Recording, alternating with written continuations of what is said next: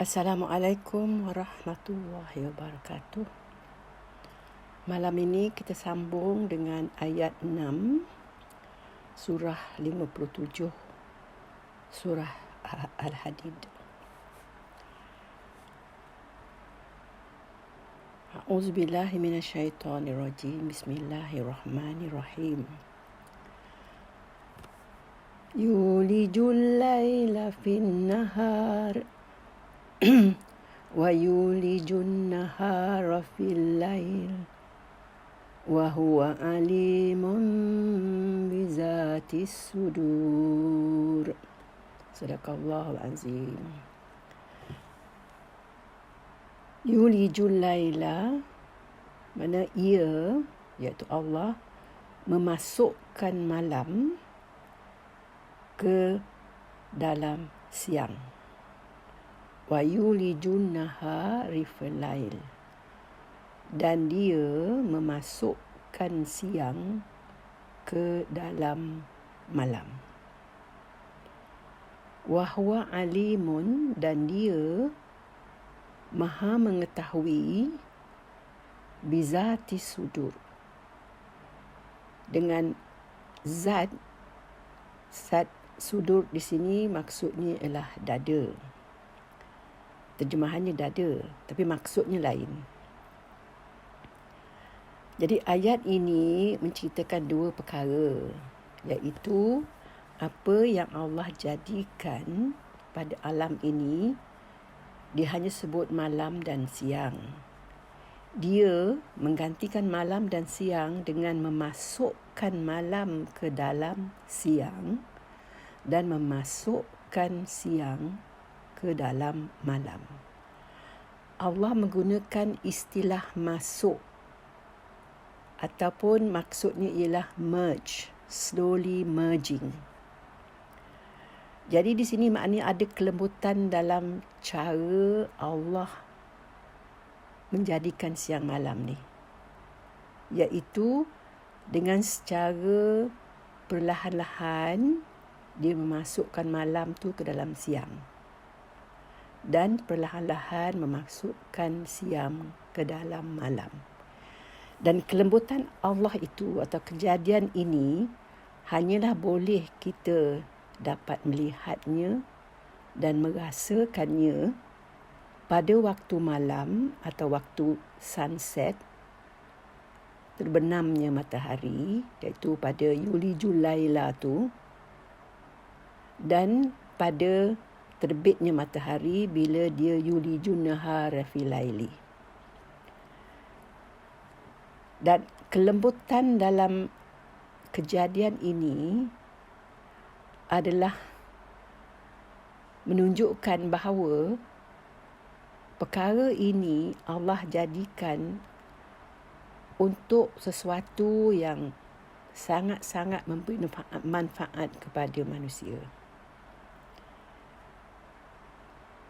Dalam banyak surah dia menyebutkan ayat ini. Surah Al-Baqarah ada, surah Taghabun ada, surah Luqman ada tentang pertukaran malam dan siang ni. Dalam surah Al-Luqman dia menceritakan bagaimana dia tundukkan matahari dan dia tundukkan bulan untuk kepentingan kita, untuk menjadikan malam dan siang itu. Jadi kepentingannya di sini ialah, kata dia, malam untuk kita berehat, dan siang dijadikannya terang untuk kita mencari mata pencarian. Jadi ada tujuannya. Kedua-dua ini dijadikan oleh Allah. Seterusnya, tentang yang dia maha mengetahui dengan zat. Zat di sini maksudnya the essence of a thing, iaitu sifat yang paling dalam sekali. Dan kita terujuk kepada Allah tu sebagai zat Allah. So, di sini Sudur maksudnya dada. Tapi maksud Allah di sini ialah yang dalam dada tu ada jantung. Dan jantung tu dalam jantung tu. It's not the physical jantung. It's the spiritual jantung. Jantung hati ni spiritual dia. Jadi jiwa ataupun the spiritual heart ni, spiritual mind ni, Allah tak nyatakan di mana duduknya, tapi dalam sudur lah dia kata di sini. Jadi sebenarnya iaitu apa yang kita tahu, our conscious and unconscious ataupun kita kata subconscious tu adalah terletaknya di situlah, di sudut hati. Kalau Melayunya di sudut hati, sanubari. Jadi dia tahu yang sedalam-dalamnya apa yang kita rasakan dan apa yang kita hendakkan di situ, di dalam zati sudur tu. Allah tahu. Kita kadang-kadang kita sedar tentang apa yang kita conscious tu. Kita sedar apa yang kita tahu. Tapi subconscious not necessarily kita tahu. Jadi mungkin Pak Zah tahulah sebab dia pakar tentang ilmu itu.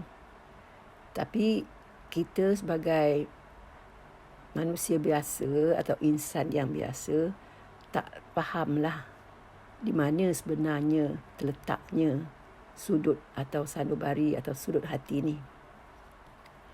Jadi itu yang Allah tahu. Jadi tak bolehlah kita nak sembunyikan dari Allah apa-apa pun. Yang sedalam-dalam diri kita ni pun dia tahu. Perkara ni, dua perkara ni hubungannya ialah tentang bagaimana Allah membuat perkara itu atau mengetahui perkara yang sangat lembut, sangat dalam maksudnya. Iaitu very kata dalam bahasa Inggerisnya very subtle yang Allah tahu tu. Dan Allah jadikan malam dan siang tu dengan cara yang sangat lembut. Jadi Allah di ayat yang ke-6 ini, sekarang ini, telah menceritakan kisah malam siang. Bukan lagi tentang langit bumi dan yang luas. Tapi dia dah jadikan, dipilihnya cerita tentang malam dan siang. Dan lepas itu diceritakan tentang bukan saja dia menguasai kita, memiliki kita, tapi dia sekarang ni menyatakan bahawa dia tahu apa yang tersimpan, tersembunyi dalam sudut hati kita. Jadi tak bolehlah kita nak rahsiakan, tak bolehlah kita nak tipu. Dia tahu apa yang sebenarnya, hakikatnya terletak di sudut hati kita tu. Jadi setakat ini kita dah mengetahui bagaimana kepemilikan Allah itu ke atas kita.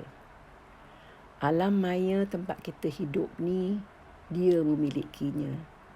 Kita sendiri, dia yang memilikinya.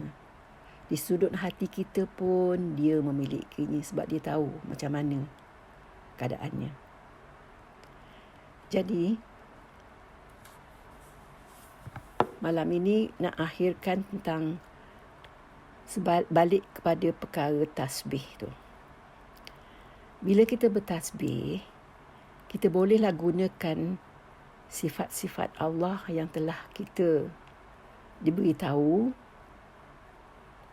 daripada ayat 1 sampai ayat 5, dan lepas tu Allah buktikan dengan apa yang dijadikan pada malam dan siang dan apa yang dia tahu tentang sudut hati kita. Jadi bila kita kata subhanallah, bertasbih, subhanallah, kita boleh tambah subhanallah wal azizul hakim, subhanallah wa ala kulli syai'in qadir, subhanallah alimun wal basir. Jadi sifat-sifat yang kita dah pelajari itu, jadi bolehlah kita gunakan dalam tasbih kita bila kita bertasbih subhanallah. Jadi itu saja buat kali ini, pada malam ini. Dan kita akhiri dengan doa kifarah. Subhanakallahumma wa bihamdika asyhadu an la ilaha anta astaghfiruka wa atubu ilaik. Assalamualaikum warahmatullahi wabarakatuh.